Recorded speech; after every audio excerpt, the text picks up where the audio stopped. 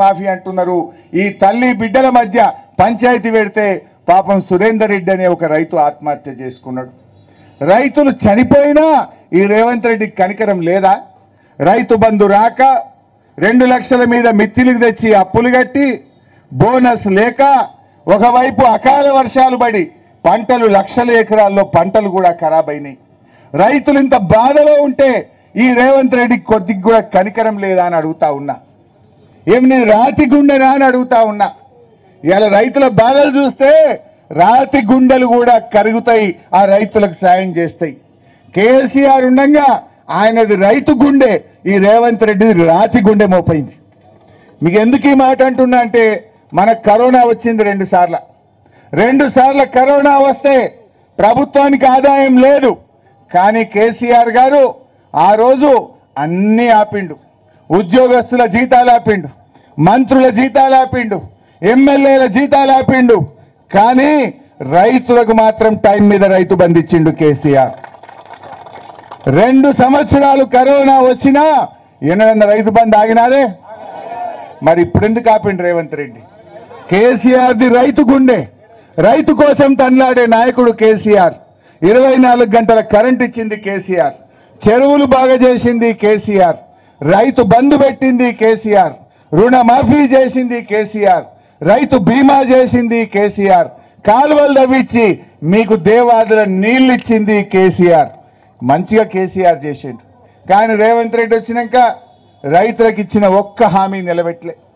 వడ్లకు bonus అన్నాడు, ఇప్పుడేమో సన్నాలకే bonus అని సన్నాయి నొక్కులు నొక్కలేడా? ఇది జూటా మాటలు కాదా? అన్ని పంటలకు బోనస్ అన్నాడు, కందులకు ఇస్తా, మక్కలకు ఇస్తా, పెసర్లకు ఇస్తా, ఎర్రజొన్నలకు ఇస్తా, వరికి ఇస్తా, పత్తికి ఇస్తా, పసుపుకి ఇస్తా అన్నాడు, కానీ ఇప్పుడేమంటుండు? అన్ని పంటలు మర్చిపోయిండు, ఒక్క వరి అన్నాడు, ఆ వరిలో కూడా సన్నాలకే అంటుండు। సన్నాలకు నువ్వు ఇచ్చేదేంటి? వాస్తవానికి దొడ్డొడ్లు అయితే 30 క్వింటాలు వంటాయి, సన్నదైతే 20 వంటాయి, 10 క్వింటాలు ఆన్నేవాయ్, మరి ఏం లాభమైనట్టు? నువ్వు ఇస్తే అన్ని రకాల వడ్లకి అప్పుడు రైతుకు మేలవుతుంది అంటే ఇది జూటా మాటలు రేవంత్ రెడ్డి, దగాకోరు, అబద్ధాల కోరు, మోసకారి ఈ రేవంత్ రెడ్డి అని మనకు అర్థమైతలేదా? అందుకే ఏం చేస్తాడు ఇప్పుడు? ప్రజల నుంచి ఏదైనా రాగానే డైవర్షన్, మెల్లగా పోయి 2 గూల కొడతాడు, లేదా ఒకరితో తిట్టిపిస్తాడు, ఇక మనం తిట్టా వాళ్ళు తిట్టా గదే నడవాలి, రైతులని మర్చిపోవాలి। రుణమాఫీ కోసం మనం అడగద్దు, అన్ని డైవర్షన్ పాలిటిక్స్, ఎవరితోనో ఏదో తిట్టించి ఇక మనం వాళ్ళని తిట్టా వాళ్ళు మనం తిట్టా అదే నడవాలి టీవీలో। ఇక రైతు రుణమాఫీ ఎవరు అడగద్దు, ఇక ఎవరు రైతుల గురించి మాట్లాడద్దు, అన్ని డైవర్షన్ పాలిటిక్స్। కానీ మన పని రైతుల పని, మన పని పేదల పని। ప్రతిపక్షంగా ఈ ప్రభుత్వం చేసిన మోసాలను ప్రశ్నించడమే బీఆర్ఎస్ పార్టీ పని। అరగా నిరుద్యోగ యువకులకు మీ పిల్లలకు ఏం చెప్పిండు బియ్యా? ఆలోచన చేయండి। నేను వస్తే ఏడాదిలోగా 2 లక్షల ఉద్యోగాలు ఇస్తా అన్నాడు। బిడ్డ 10 నెలలు అయింది, ఎన్ని ఇచ్చినావు నువ్వు? 10 నెలల్లో ఎన్ని ఇచ్చినావు? గదే కేసీఆర్ పరీక్ష పెట్టి కేసీఆర్ నోటిఫికేషన్ ఇచ్చి కేసీఆర్ ఫలితాలు ఇచ్చిన 30,000 తప్ప నువ్వు చెప్పిన 2 లక్షలు ఏడబోయినాయి అని నేను అడుగుతా ఉన్నా।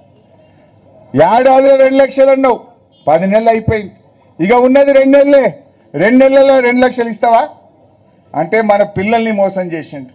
పిల్లలు ఏం చేసిండు? మీ దగ్గరికి వచ్చి మీ కాళ్ళు మొక్కి, అయ్యా నాకు నౌకరు వస్తుంది, 2 లక్షల ఉద్యోగాలు వస్తాయి, చెయ్యి గుర్తు కోటేయమని మీ కాళ్ళల్లో మొక్కిండ్రు। మీరు నమ్మిండ్రు పిల్లలకు నౌకరు వస్తుందేమో అని కొంతమంది, కానీ రేవంత్ రెడ్డి పిల్లల్ని మోసం చేసిండు, తల్లుల్ని మోసం చేసిండు, తండ్రుల్ని మోసం చేసిండు, తెలంగాణ ప్రజల్ని మోసం చేసిండు రేవంత్ రెడ్డి।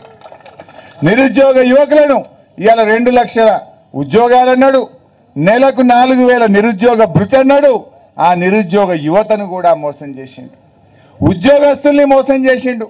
పోనీ ఉద్యోగస్తులకు డిఏలు ఇచ్చిండా? వాళ్ళకు డిఏలు ఇయ్యలే, పిఆర్సీ ముచ్చట్నే లేదు, వాళ్ళ ఎరియర్స్ రావట్లేదు। ఇవాళ నిరుద్యోగులను, ఉద్యోగులను, రైతులను, మహిళలను, అన్ని వర్గాలకు కూడా రేవంత్ రెడ్డి ఈరోజు అన్యాయం చేసిండు।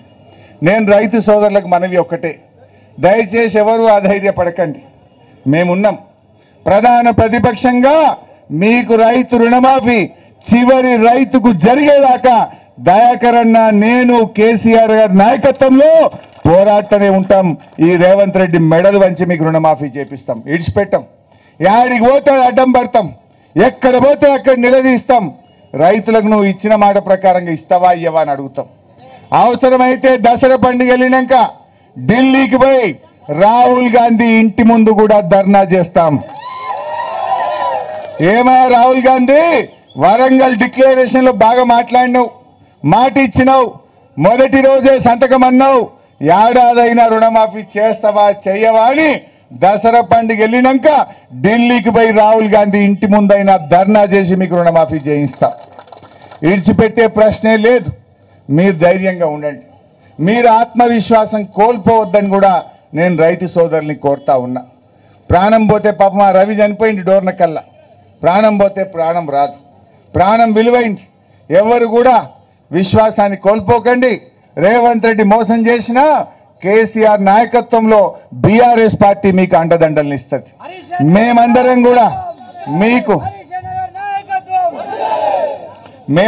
కూడా మీకు అండదండగా మేము ఉంటాం. ఇవాళ వడ్ల విషయంలో కూడా అన్ని పంటలకు బోనస్ ఇవ్వాలి, మనం విడిచిపెట్టద్దు. సన్నాలకు అన్ని విడిచిపెట్టేది లేదు. రేపు కాంగ్రెస్ వాళ్ళు ఎవరైనా వడ్ల కొనుగోలు కేంద్రాలు ప్రారంభించడానికి ఎమ్మెల్యేలు వస్తే, ఏం బిడ్డ ఎలక్షన్లప్పుడు ఏం చెప్పినావు, అన్ని రకాల వడ్లకు బోనస్ ఇస్తావా ఇయ్యవా అని ఎమ్మెల్యేలను నిలదీయండి. కాంగ్రెస్ ఎమ్మెల్యేలు ఇప్పుడేదో కొనుగోలు కేంద్రాలు ఓపెన్ చేయడానికి వస్తారట ఊర్ల పొన్న. ఏ ముఖం పెట్టుకొని వస్తారు? రైతు రుణమాఫీ చేయలేదని వస్తారా? రైతు బంధు పైసలు వేయలేదని వస్తారా? వడ్లకు బోనస్ ఎగబెట్టినామని వస్తారా? నేను రాష్ట్ర వ్యాప్తంగా రైతులకు పిలుపునిస్తా ఉన్నా. మీ మంత్రులు, ఎమ్మెల్యేలు వడ్ల కొనుగోలు కేంద్రాలు ప్రారంభోత్సవానికి వచ్చిన చోట ఎక్కడికక్కడ వాళ్ళని నిలదీయండి, ప్రశ్నించండి, ఇచ్చిన మాట నిలబెట్టుకోరా అని అడగండి. ఎందుకంటే వాళ్ళు బాండ్ పేపర్ మీద సంతకం పెట్టి ఇవ్వలే మనకు. బాండ్ పేపర్ మీద సంతకం పెట్టి కాళ్ళల్లో చేతులల్లో పట్టింది కదా ఆ రోజు. 100 రోజుల్లో చేస్తామని చెప్పింది కదా ఆ రోజు. మరి ఏమైంది? 100 పోయి 300 రోజులు నిండినాయి. 100 కాదు 300 రోజులు నిండినాయి. ఇంకెప్పుడు చేస్తారు బిడ్డ అని ఎక్కడికక్కడ కాంగ్రెస్ ఎమ్మెల్యేలను నిలదీయాలని చెప్పి బీఆర్ఎస్ పార్టీ పిలుపునిస్తా ఉంది. ఎందుకంటే ఇది మన హక్కు. ప్రజాస్వామ్యంలో ప్రతిపక్షం నిలదీసే హక్కు ఉంటుంది. కానీ రేవంత్ రెడ్డి ఏం చేస్తుండు? మేం మాట్లాడితే ఆయన గవర్నమెంట్ వచ్చినాక 2 జరిగినాయి. కేసీఆర్ కిట్ బంద్ అయింది, న్యూట్రిషన్ కిట్ బంద్ అయింది. బతుకమ్మ పండుగప్పుడు కిట్ పంపుతుండే కేసీఆర్, ఇంత చీరలు పంపుతుండే, వచ్చినాయమ్మా? బతుకమ్మ చీరలు బంద్ అయినాయి, అన్ని బంద్ పెట్టిండు. కిట్లు బంద్ అయినాయి, దేవుని మీద ఒట్లు, ప్రతిపక్షాల మీద తిట్లు. ఇంతకు మించి ఏమైనా ఉండదా? రేవంత్ రెడ్డి కిట్లు బంద్ పెట్టిండు, దేవుని మీద ఒట్లు పెట్టిండు, ప్రతిపక్షాల మీద తిట్లు పెట్టిండు. మాట్లాడమంటే తిట్లే, సమాధానం చెప్పచేత కదా నీకు? ఎవడు తిడతాడు? ఎవడు బూతులు అందుకుంటాడు? ఎవడి దగ్గర అయితే సమాధానం ఉండదో, ఎవడి దగ్గర అయితే సమాధానం ఉండదో, ఎవరికైతే చేత కాదో వాడే తిట్ల పురాణం అందుకుంటాడు కదా. దానిలో ఎవడు చేస్తాడు? కొట్లాటకి ఎవడు వెళ్తాడు?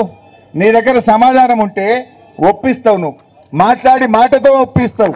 నీ దగ్గర ఒప్పించే దమ్ము లేదు, నువ్వు ఒప్పించే గుణము లేదు, నువ్వు పని చేయలేదు, నీకు చేత కాదు కనుకనే తిట్ల పురాణం అందుకుంటున్నావు.